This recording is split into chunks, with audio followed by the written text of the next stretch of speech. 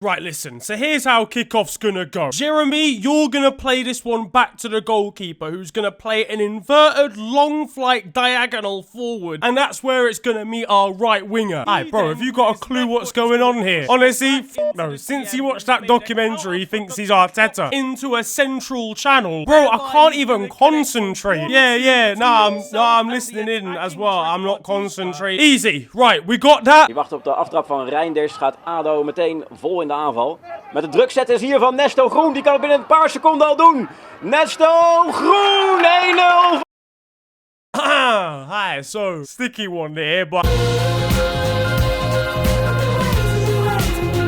Yo guys, it is your boy Niran here, and you are watching FTW. This of course is the series where I bring to you the best and more frequently the worst of what football has to offer during the last 7 days. But what's been kicking off in the world this week? Well, the owner of Tesla, Elon Musk, became the owner of Twitter as well, completing his takeover of the social media platform. Apparently there'll be an £8 subscription fee to be verified. Martial United season balling underscore is gonna become the official Martial page for just 90 quid a year. The scenes when Barcelona can't afford the subscription. And elsewhere this week, former MP Matt Hancock had to resign because he's going on I'm a Celebrity. It makes sense. The guy's used to being around parasites on live TV. I can't imagine he'll be sticking around when he realizes he has to eat kangaroo balls. The irony is Matt's actually gonna have a cock in his hand. Anyway, on to the football now, and it's spooky season. But the scariest thing this Halloween has been how shit Liverpool are. Fucking hell, you lot are terrible. What in the devil? Liverpool suffered yet more Premier League setback with a last-minute loss against Leeds. I wanna kill myself. A horror mistake from Joe Gomez gave the Yorkshire-based side the lead before Mo Salah equalised. Joe, leave the no-look passes to Bobby, please. It's not a defence-splitting pass when you're splitting your own defence. Gareth Southgate's gonna be watching, seeing a right-back with that passing range, but Virgil van Dijk's not going to be impressed catching Joe in the dressing room now he's lost his Anfield record. We were poor overall though. Jurgen Klopp was not impressed pulling Fabinho off. You little toss-top bearded. No worries, mate. Thanks very much. Kiss my balls. And then it got even worse as Leeds grabbed the winner to make it 2-1. And it's Somerville! On the eve of his 21st birthday! What a present for Crescencio Somerville! The goal came from Crescencio Somerville. That's not a real name, bro. That is a housing estate. We've lost to a Cluedo character, for God's sake. The biggest crime here is your defending. Aye, shut up, mate. Jesse Marsh was loving it from the sidelines. You don't know where I'm from, dog. There were jokes flying about his celebrations on Instagram, but he took it in good faith in the replies. And there was relief for him on the verge of losing his job, only to grab a last-minute winner. The guy looked like Molly May finding out there were 25 hours on Saturday. Leeds fans were making the most of this one as well, but it wasn't such a great time for us Liverpool supporters. Sure, Jurgen Klopp will come out with some nonsense about how we played well and how we could have won the game, yada yada, but ultimately Leeds have just fucking won it. Leeds have just won it right there at the death. Jesus! We are actually finished, mate. We've got new rivals now, bro. Our fans need to be happy seeing the likes of Everton and Fulham draw against each other. We've got 15 points in the Champions League in 6 games, yet only 16 in the Premier League. Jurgen Klopp seemed to nail down a problem in the press conference after. Look, listen, Halloween time, the players, they were just a bit too scared. So here he is outside Anfield trying to improve his attack by signing Kavica Kvaratskhelia. Give me a name and address now or I'll arrest you. Name and address now or I'll arrest you. Right, my name is... You're under arrest. It might be a situation of complete burnout. You know, we've been playing at a frenetic pace for the last few years. It might be the fact that we've been missing midfield reinforcements for a long time now. Because how are we not beating Leeds? They're in the relegation zone with a baseball-loving boss who's about to get the sack. This was the no-brainer. This was the banker. This was the one that couldn't fail. This was one that's never failed. But it's not been a great week for Gary Neville either, who's been firmly removed off Cristiano Ronaldo's Christmas card list. Now, the reason he was aired here on Sky was that he suggested that United would be better off without the Portuguese captain due to his attitude and walking off the bench against Tottenham. Cristiano himself appeared to snub the former United right-back, acknowledging Louis Saha and Jamie, but not him. Jamie Redknapp, you know, this was intentional. He does not know who this man is. Their paths have never crossed. Never. At least Micah Richards was finding it funny. How's it feel to be blanked? By your man. I think I had 570 million followers on Instagram. What the ass about Gary Neville? Ron and Louis Sahab were reminiscing on the golden days till Gary got involved and tried to join in. Do you mind? We're just having a conversation. Sorry. Just mind your manners, milk. That's all right. No. He's done this to Carragher too. The guy's got more expected ignores than Premier League goals. And if I'm Gary, I'm not letting it run, to be honest with you. I'd be in the back garden with Pele, letting him score goals so that he can re-overtake him goal-scoring wise. Phil Neville's got a better chance of a Christmas card, and I ain't seen him in 7 years. Gary wasn't too pleased with Cristiano's comments from the gantry. And he's just literally told me to fuck off. I want this man to be no more. Imagine Gary's off scouting for Salford at United's under-21s and he sees Cristiano Ronaldo out on the pitch.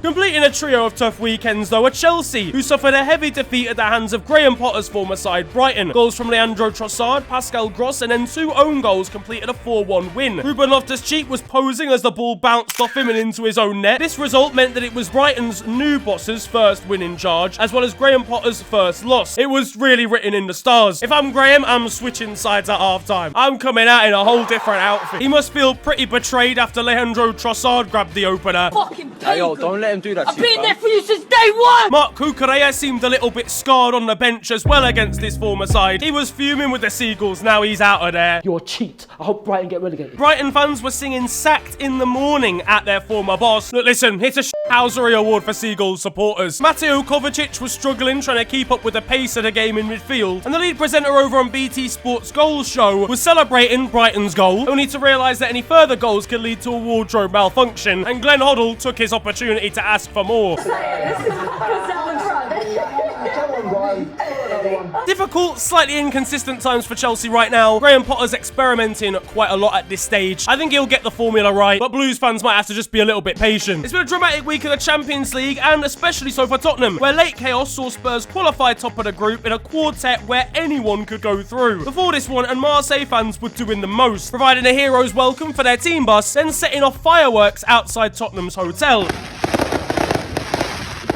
And that lack of sleep maybe helped the French side as they went ahead at the end of the first half through Chancel and Bemba. Thankfully though for Tottenham and their second half FC, and their bus turned up when it was actually needed. Yet 82nd, that seems alright to me lads. Simon Longley equalised before Sead Kolasinac missed a golden opportunity. Marseille boss Igor Tudor's reaction was sensational, and it's coincidentally the reaction all Arsenal fans had when he started games for them. There was a number of ex-Arsenal players here and they'd be on the wrong side of the result. Marseille's manager was on the pitch trying to get them to go back and defend. It was a matter of moments away from taking matters into his own hands. Tottenham had the better of Arsenal B, and Matteo Guendouzi even confirmed the scoreline. Tottenham through though to the round of 16 and cue celebrations. Hey!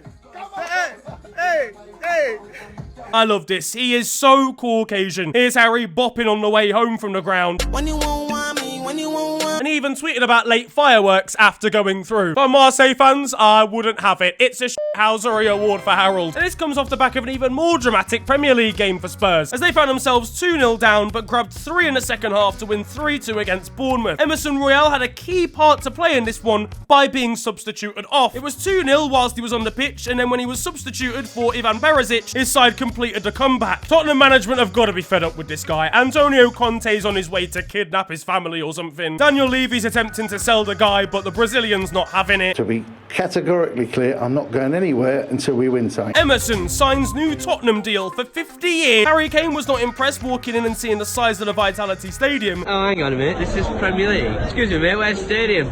I don't know, mate. This is a shed.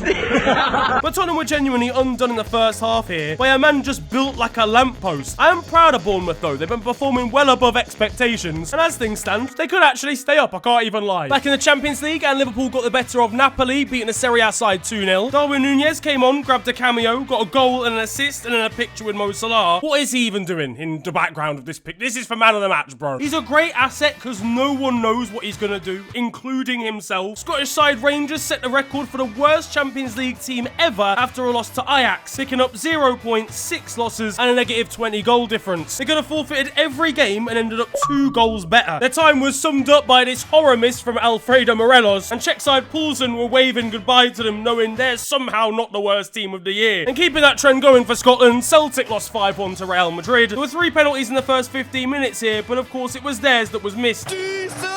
Scotland, lads, you've got to go in a bit. Bayern fans were really rubbing it in Barcelona supporters' faces, knowing that they weren't going to be in the Champions League. 5 to 10. Antonio Rudiger's pulling out all the training celebrations.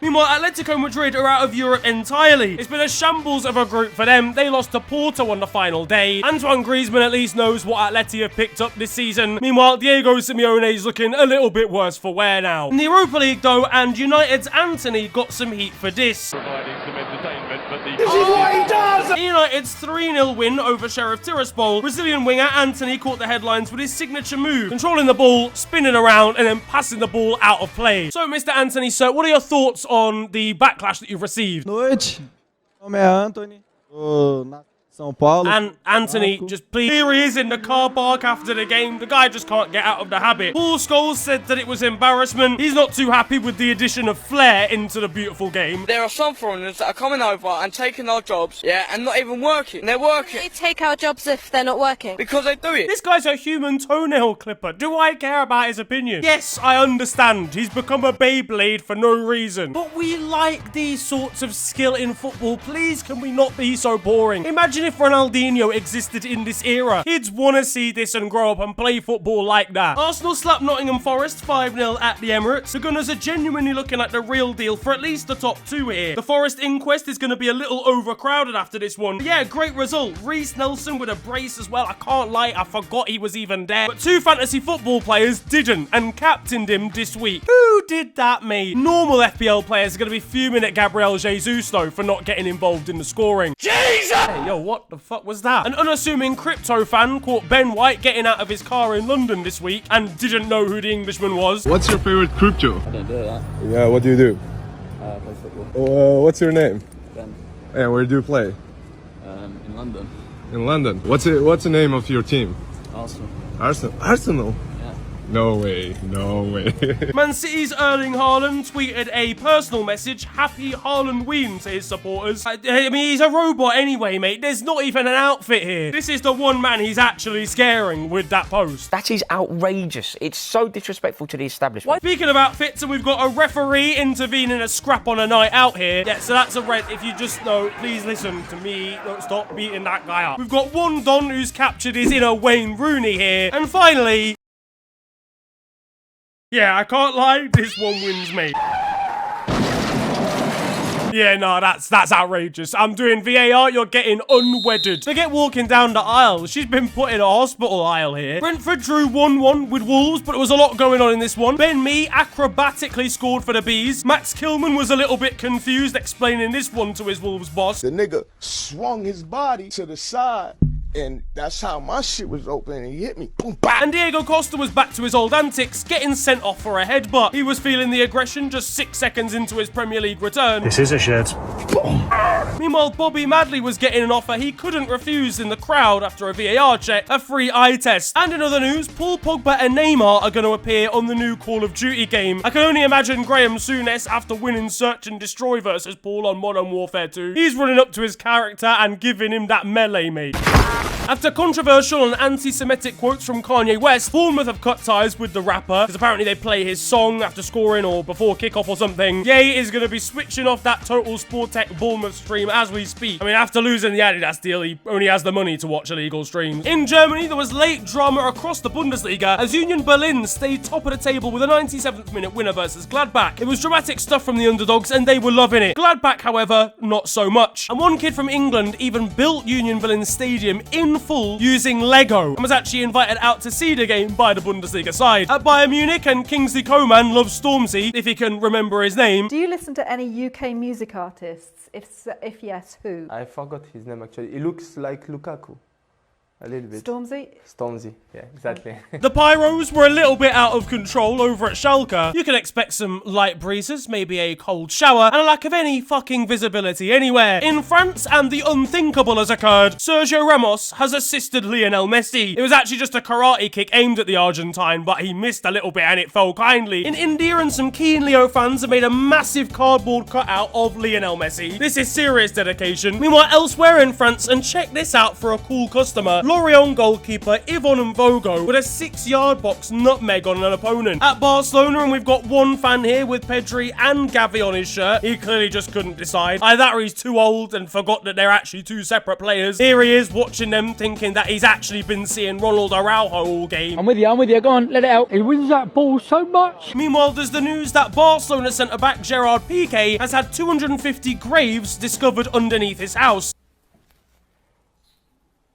What is going on here? A unique story, it's fair to say. Turns out his new house that's getting built is getting built over a graveyard. I heard one of the gravestones actually represents his Barcelona career moving forward. But that brings us, rather interestingly, onto our goals of the week this time around. First of all, over in Malaysia and at Sabah FC, take a bow Park Tae-Soo, who with a free kick from about 40 yards has rocketed this one in off the crossbar. We head over to West Africa now, as in Cameroon, and we've got a sensational solo goal, twisting and turning from Ina Nkembe.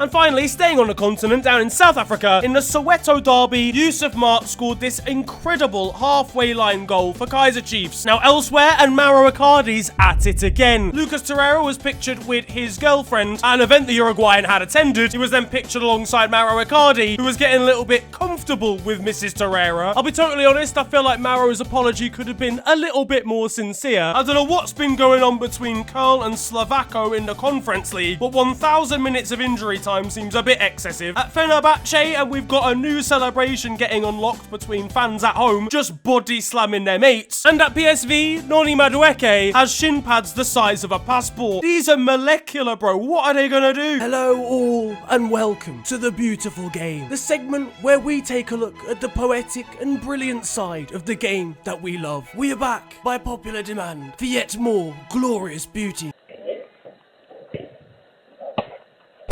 And that concludes The Beautiful Game. Closer to home and at West Bromwich Albion, we've got the save of the season here. Get this man a contract right now. This is one poor set of reactions away from a court case. Hartlepool United manager Keith Curl provided probably the best interview answer of this week. Try and summarise how you're feeling. Woke up this morning, I had 3 requests. Us to win, Man City to win, and me missus to be in a sexy mood. Yeah? Right. So I've got 2 out of 3 so far. So I've got a 2-hour drive home. I will be grafting to make sure I get a hat-trick. I don't really know what to say now.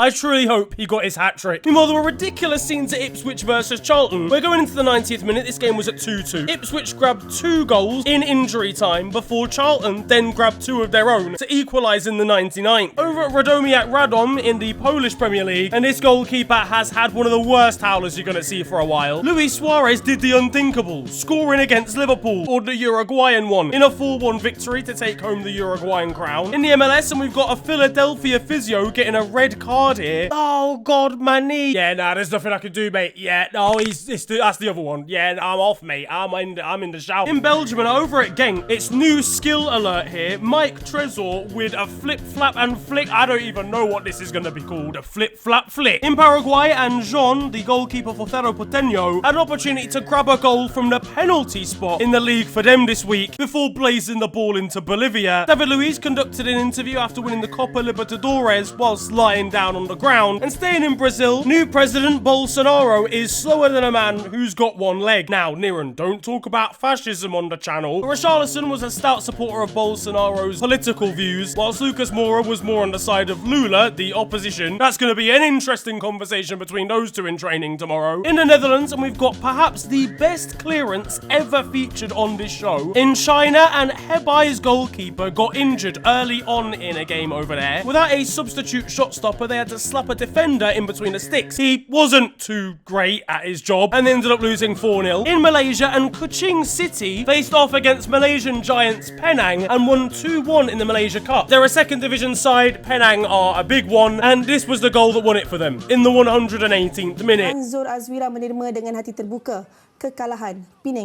In Turkey, and Jorge Jesus was not too happy with this Istanbulspor player potentially faking injury down by the touchline. Where's my kick in?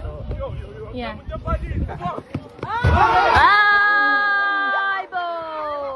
If you can take someone on and they end up in a bin, that's the biggest violation of all. Meanwhile, Kazuyoshi Miura, known as being the oldest footballer in the world, broke yet another record this week, scoring a penalty down in the 4th division to become the oldest player to ever score in Japan at 55 years old and 246 days. Now though, it's time for the moment you've all been waiting for, because over in Romania, as I mentioned at the start of this video, Elon Musk taking over the world of Twitter has been a pretty big story, and Romanian football is hearing about it too. FC Brazov, a side in the 2nd division of Romanian football, tweeted that they'd engaged in talks with Elon Musk over a potential takeover of the club before waking up in the morning and preparing for their next league match. In Argentina, and we've got a sensational tackle goal going in here. That's Aaron Wan-Bissaka's dream, that is. So much. In Brazil, and goalkeeper Mateus for Halido Luth managed to basically just chuck the ball into his own net here. The own goals don't get too much better in Singapore, where this back pass from a Lion City defender has somehow ended up going all the way in. In Mexico, and Toluca's boss decided to slap on his own home kit to try and get some good luck. Fair to say it didn't go all that well. Five-a-side is probably the last place where you want to try doing unnecessary skills. Because, I mean, that can happen. In the Malaysian Cup, and I don't know whether this is to protect a young kid from the weather, but we've got a footballer slapping his shirt over the top of a mascot's head top here. Meanwhile, in the world of futsal, and we have the greatest free kick ever taken. Goodness! Just imagine if he hadn't cleaned his boots beforehand. Now that it's time for Still 0-0, and you guys know the score by now. This is a segment of the show where I bring you to the best of Sunday League and amateur football, and we've got yet another classic of a clip. This is 2 on the bounce now. There is a fracas going on out on the pitch, and everybody's getting involved. It spreads out so much that even people on the sidelines are getting amongst it, but one fan will be wishing that he hadn't.